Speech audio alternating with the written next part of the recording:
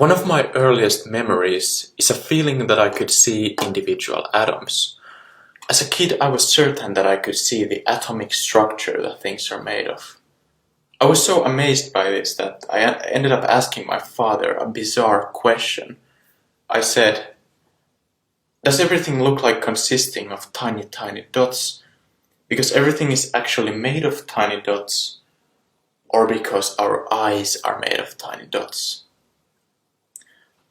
And the question still haunts me to this day. What was going on? Do kids see atoms? Or did I see the resolution of my eyes? Do kids have lower resolution in their eyes than adults?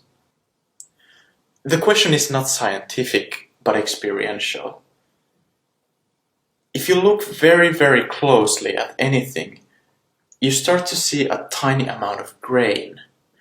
In dark settings, this noise becomes very obvious when our eyes try to compensate for the lack of light.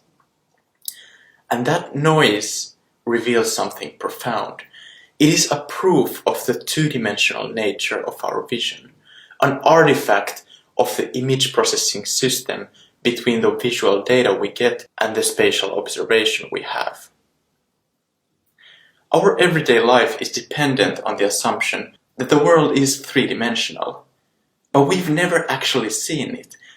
All we see is a two-dimensional projection view of the immediate surfaces behind the airspace in front of us.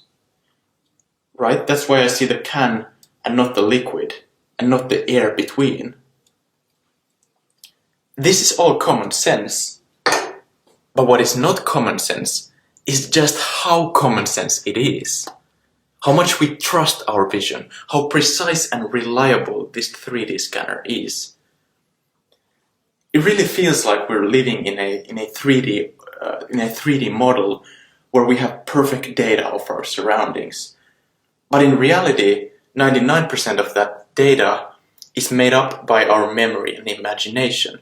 The pure real-time visual data is merely a fraction of the spatial understanding we have.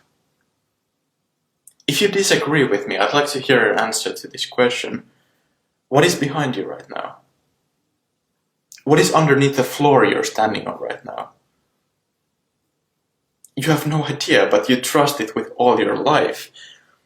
If your visual system was truly three-dimensional, you would know what's underneath, right?